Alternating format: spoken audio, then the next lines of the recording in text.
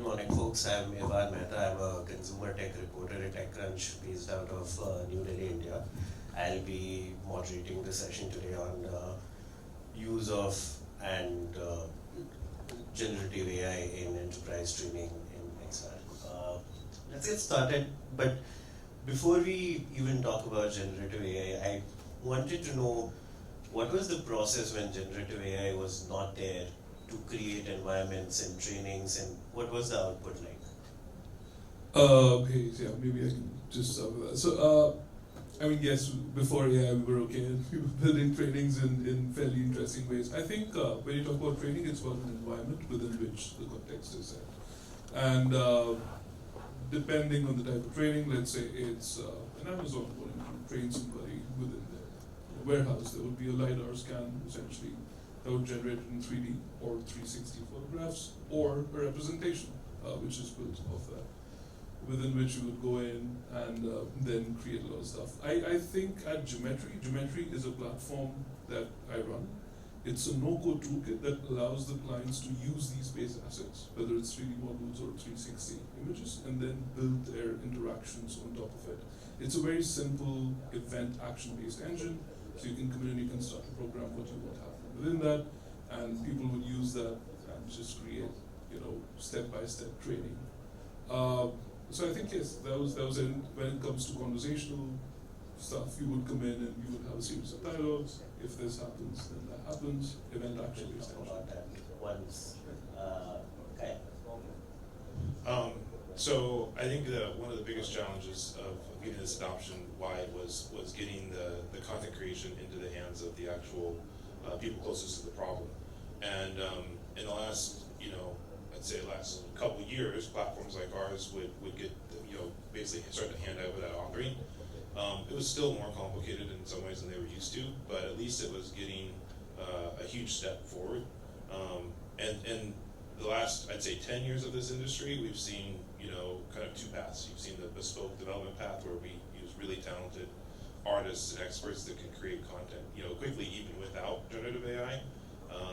And then there's the enterprise itself, and they can't, right? And so that's been, kind of the multi-step process is to, if you want to get this to, be prolific, they need to be able to create hundreds of activities or learning events a year, and they're only going to be able to do that if they get, into the types of paradigms that we've been, building prior to generative AI, and then generative AI just makes that much easier. You both work in tooling and creation of the environments. Tell me a bit about how it has made it easier for users or tougher for users if they don't understand the nuances of Gen AI to create these environments. What is it like for the beginners that you talked about, that if they don't have a creative lens or they've not created it, what is it like for them, and what is it like for advanced users?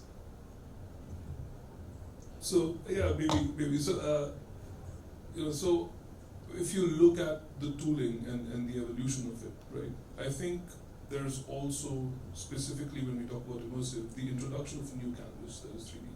Because traditionally training was not three-dimensional. It was these presentations which became interactive, videos, that was primarily the mode of it. So even for somebody creating training within this domain, they have to first understand the new canvas, a new way of interaction, and of course, specifically for the creators of training, for them to design for these 3D environments was a bit of there's a bit of a learning curve, not too much the tooling itself, which is the fact that you're acquainting yourself to new canvas. I think that was very interesting.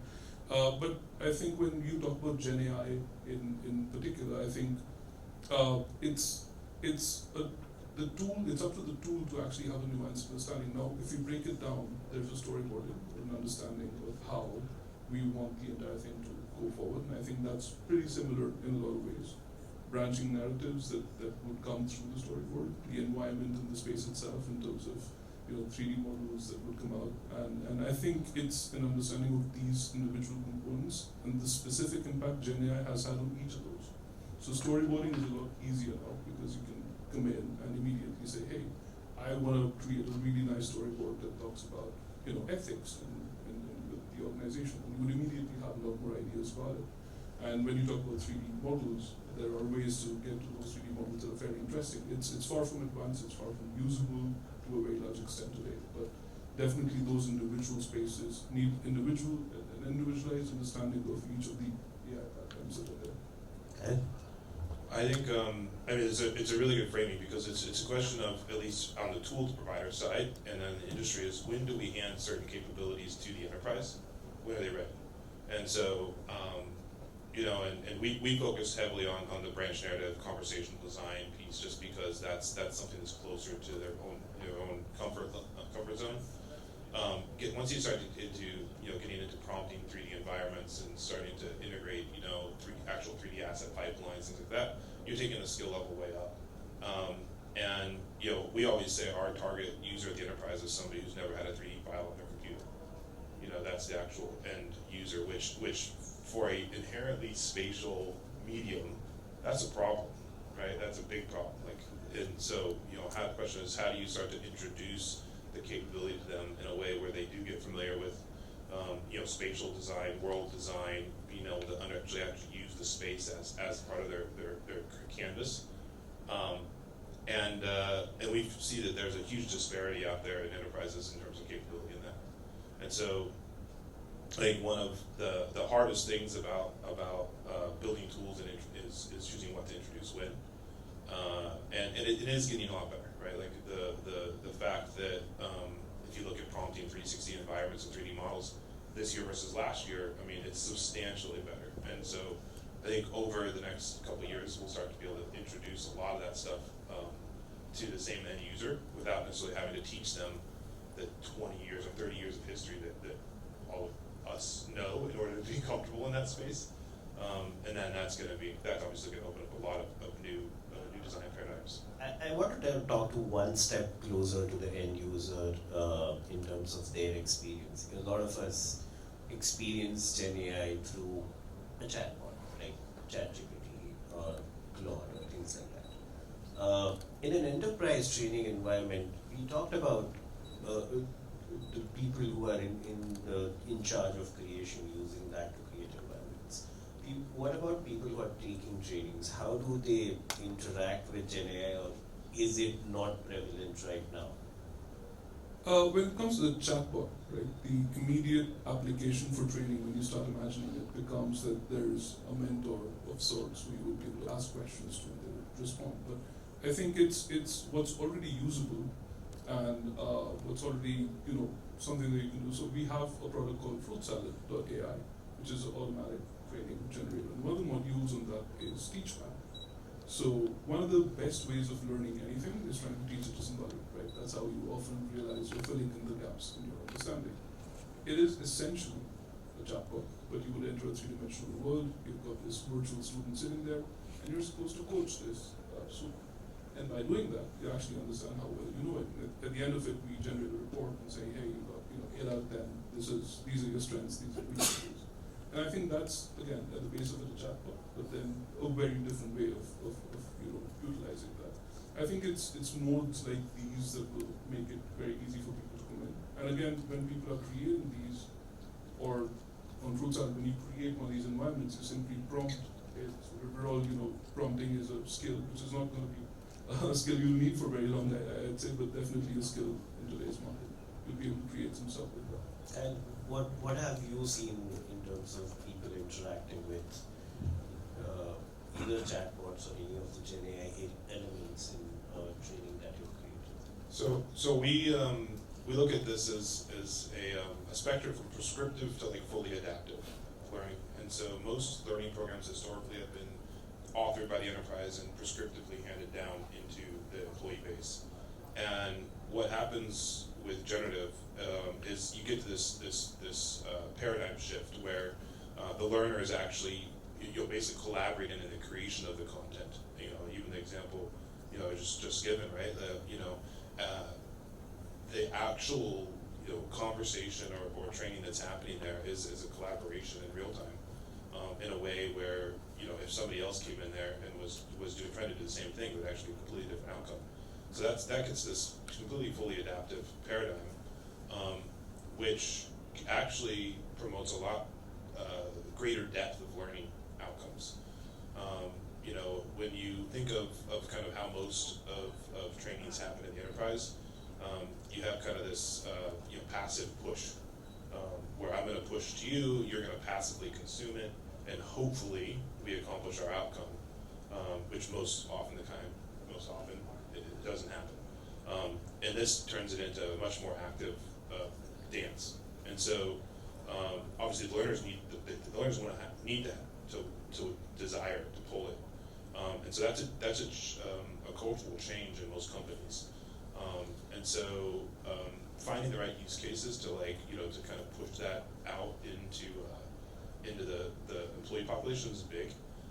Mentoring and coaching is a very natural first one, because a lot of people wish they had better support than they do, because we're all limited on time. Our leaders are limited on time. And so that one has been the one that we've seen the most kind of you know, traction with initially. But I think it comes more from that pull than necessarily from that kind of push that the enterprise normally would be thinking of. So some of the places that we haven't seen that work is like when you focus on the compliance and regulatory type things that would have driven, you know, learning before. Yeah, you're not going to see a huge step change there in terms of adoption. We touched upon it also when we had a call. You know, a lot of trainings that we have in enterprise environment are just compliance trainings, and we do it because, hey, we need to tick that box, right? How do you make it more interesting, and do you think Gen AI can play a part in making it more dynamic and making it a bit less boring? Yeah, I think Kyle touched upon that briefly. It's actually just a push industry. You're just trying to get people to adapt it. Just some numbers, right? So less than 2% of people in an enterprise will proactively log into a learning system. And if you've got, for a large enterprise, if you've got a completion rate of 20%, you're hitting it out of the park, right? So those are some of the numbers that are pretty standard in the industry, and it's that's the way we're structured. I think with Gen AI, there's a massive opportunity to fix this, right? Just-in-time, mass customized training is something that is suddenly possible. There is suddenly a way for AI to contextualize who you are, what you need at this very moment, and how do I take this information and translate it to just one simple nugget of information at the right time, just when you need it. And I think that is the massive opportunity that'll make things simpler. That nobody wants to sit through hours of mandatory stuff. We're just hitting the next button. Now, immersive 3D, what we've been working on for a while, definitely makes the entire process a lot more exciting, a lot more interesting. We've deployed use cases where we're taking engagement times up 12 to 20 times. People are, you know, willing to jump into three-dimensional worlds, interact with the world around them, and then that number is definitely going a lot forward. But with the addition of Gen AI, I think, you know, just-in-time customized learning, I think that opportunity window is huge, and I think that's something that we're building a bunch of tooling around. I want to quickly follow up on that. Do you have examples where you've seen tangible difference in people grasping more topics, or how do you even measure it, be it Gen AI, be it not Gen AI, in an enterprise environment when someone is taking training? How do you kind of have that grasp, and how do you also, you know, because it's a check mark training in some sense, how do you also help them, okay, you know, if I really want, I can come back to this training or this topic or refer to that easily? I think you've hit on one of the largest problems of the industry. We measure in retention, we measure this through recall. What can you remember after 7 days? And it's so difficult to get people to just complete the trainings that to go back to them, then take a survey or try to measure the recall after 7 days, after 30 days, is very tough. We work with a lot of clients, like a lot of FMCG companies who would deploy these trainings and essentially hope for the people to perform better, let's say, at a particular store. But the moment they have effective training at a store, and the store performs well, let's say they have a higher sale or a lesser return rate at that store, the first people who get the credit are not often the trainers. So it's really difficult to tie that feedback in. And we've definitely seen, a lot of innovative ways in which you can come in and do that. So A/B testing that's happening. Kyle is a better idea. Yeah, and before you make a point, Kyle, when I had a call with you, you touched upon we're in a multicultural conference, right? And a lot of our office environments are now multicultural. Now, if my subordinate or if my superior is from a different culture, we often don't know how to approach them, or if I approach them in a certain way, would it be appropriate or not? In more human way, how to make people comfortable in an environment, because otherwise, and also how do you create culturally sensitive trainings? So I'm going to back up and tie all three of the last questions together. Really, there's a moment in time here, and when we sold Tailspin to Cornerstone in March, which is the company that I built up for previous 8 years, and in April, Cornerstone launched this concept of a workforce agility platform. And the whole idea of that is that we're actually steering into a completely different paradigm now, in that there's so much change going on so fast, and there's so many needs from a workforce reskilling, upskilling perspective, that we can't take the old method, right? And so the old method was basically regulatory and mandated training, and then self-directed. And self-directed was, as we said, right, like, the participation rate was very low. The platforms that were serving it were designed for mandated training, and therefore their learner experience wasn't compelling, and many times people didn't actually consume that stuff in a corporate environment. They wouldn't have found it on YouTube, they wouldn't have found it other places. There's a whole bunch of problems with that, right? Because the corporate, the employer doesn't know necessarily where the employee is in terms of their own skill development and where their interests are. The employee doesn't know where the company's needs are. So there's a whole bunch of issues that really kind of create this painkiller moment, if you will, where really, education inside of companies is gonna get a dramatic rethink. And a lot of that is going to be leaning towards self-directed, and then having better measurement to understand where that self-directed outcome is starting to put somebody on the curve. So if I lean in and I'm starting to show promise in a certain area because we're in simulations and because these are very active examples of us actually demonstrating those skills, then I'm going to start to be able to chart a career trajectory for myself. The business is going to be able to start to see that potential, and the conversation becomes much more agile.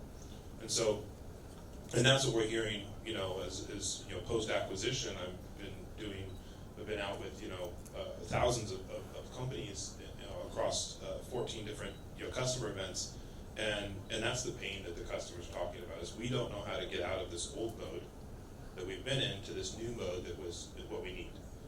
And that includes the fact that we're global. So going back to cultural sensitivities, like, we're global, we have challenges of communication and collaboration cross-border. We have 6 generations in the workforce. None of those value systems are aligned. Everybody thinks their employer should be something different. And they think they should be getting something different from their employer. And so you have all these stacks of challenges. And the opportunity is this modality is actually kind of unique in that we can actually address a bunch of those. One, because of the fact that we can generate the learning on the fly. We always meet that learner where they are, depending on the cultural background, the nuance of their own skills, where they are. That's only become possible with these engines and this approach. And then also just the fact that we're going to have so much better visibility. So the whole conversation is shifting dramatically. And one of the things that was so exciting about the acquisition is like, now we're really getting to push that. Like, we actually defined a new category of software called workforce agility. So we're not even calling ourselves a learning company. It's like we're actually not in that business. That's not the business. The business is agility. I want to touch upon, I know that we have only a couple of minutes, so I want to cover a couple of questions, and I want you to keep your answers short. One of the problems I've faced and everyone has seen with Gen AI is hallucinations. I just published a story on how Google search, Google AI overviews in Hindi is not up to the mark, despite the company which has one of the most experienced set of engineers and in the field. And someone asked from audience as well, when you go to regulated industries like healthcare and finance, how do you make sure when you're using Gen AI there are very few errors, if not any? I think the simplest thing that we're doing right now is there's one solution that works 100% of the time, and that is just to prompt the engine to say, I don't know, when it hits something that's uncomfortable. And I think that's the simplest technique that a lot of these systems have inbuilt within this entire system. We did one of the largest deployments for Reliance, one of the largest companies out there. Over 4 billion hit 4 million conversations on that around learning. And there are a lot of people asking not the right questions or trying to, or context that's actually outside of what's there. And just the only solution that worked, and we tried a lot again, the only solution that works is getting it to say, I don't know, or this is not a question that I really want to answer. I think so the hallucination friction is when you go out to the broad kind of consumer very topics where that really starts to manifest the most. If you get really specific about the use cases and then give it contextual guardrails, it does a pretty good job of staying within those, which is the other way of saying say I don't know when you hit this wall.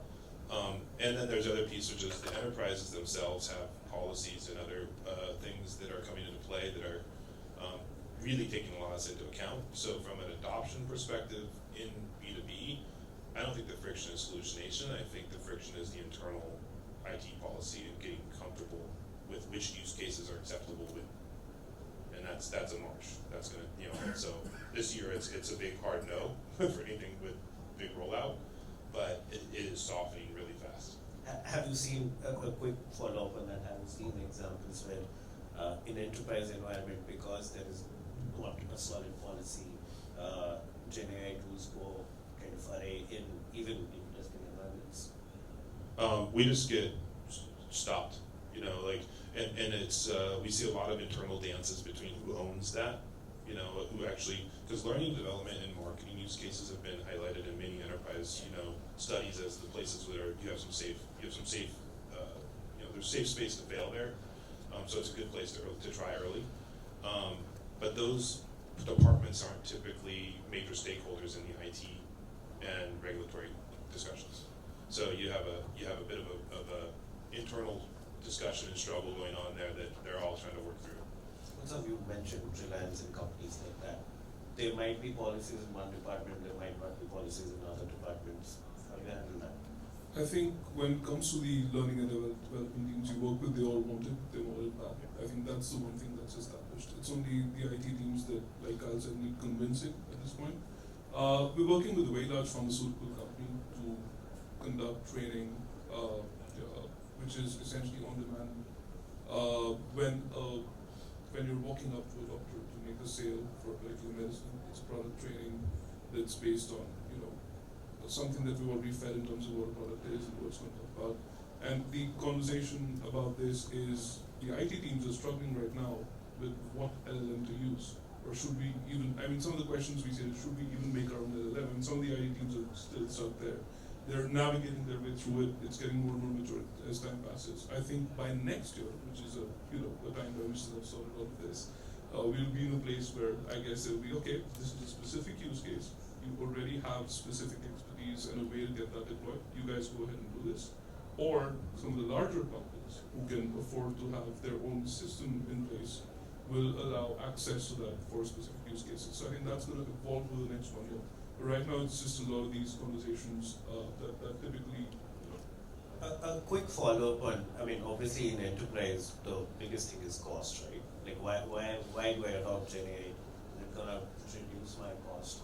And how do you go about, what is the difference that you've seen and how do you go about choosing models? So I don't think the cost of the model is actually going to, it really depends on the use case again. Like some of even if you were to double and triple the cost of the models, for certain use cases, it's so irrelevant. It's such a rounding error for what they're actually accomplishing that it's really not a concern. And so what I most commonly hear when people finally get kind of their heads wrapped around it is it's more of a conversation of this flips the L&D model on its head from what we've historically done and what our principles and practices are.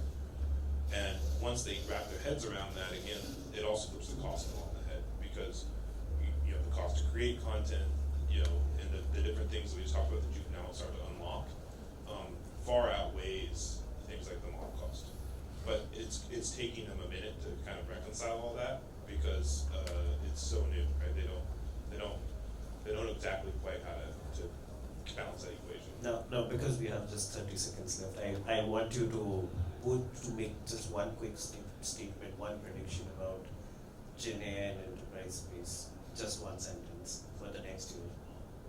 I think next year is when we're going to realize that there is nothing called one-size-fits-all training, and it's going to usher in an era of mass customized, just-in-time learning. I would agree with that, and I would just say that the demand is extremely high. Like, people see the promise of this, and I think we'll see a substantial spike in adoption. Okay, folks, I think that's our time, and thanks a lot for being here and listening to us. Thank you.